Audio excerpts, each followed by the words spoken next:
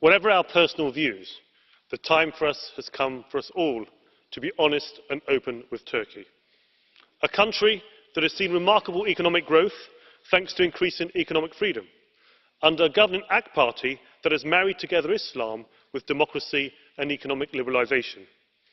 There are many who had hoped it could become a model for a new form of Muslim democracy in countries across the Middle East and North Africa, just as Christian democracy developed in Europe.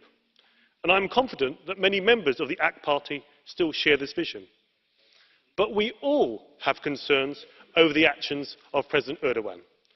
Had he simply been content to be elected as a ceremonial president, rather than seeking more power as an executive president, there might be a little less criticism. But what we have seen recently raises serious concerns. Opponents being arrested, media being closed, minorities being persecuted. Across this chamber today, I believe many of us are now united in saying, enough is enough. Now, I fully understand why some politicians here and in our national capitals are reluctant to criticise Erdogan. I appreciate that there are much wider geopolitical factors at play. Sustaining the EU-Turkey migration deal after their generosity in hosting 3 million refugees, security cooperation, for they too have suffered terrorist attacks, and not wanting to push Erdogan into Putin's arms or into a corner. But we need to be honest with each other. And in wanting to be honest with Turkey, we need to be honest with ourselves. For far too long, we have dishonestly dangled the prospect of EU membership in front of Turkey.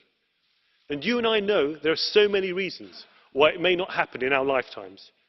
Prejudice against a predominantly non-Christian nation whose landmass is mostly in Asia. Fears over Turkey's future voting weight in the European Parliament and Council. Concerns over borders with Iran, Syria and Iraq as the EU seeks to extend its common security and defence policy, to name just a few reasons. But the EU continues to pretend that it is business as usual in relations with Turkey, yet more sticking plaster across growing cracks. In common with other groups, the ECR has members that are for, against and agnostic on the issue of Turkish membership.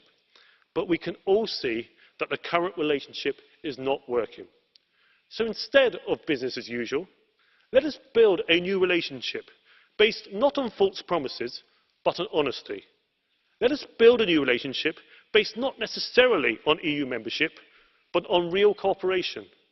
And let us build a new relationship based not on just fighting today's fires and problems, but on preparing for the challenges we all face for decades to come.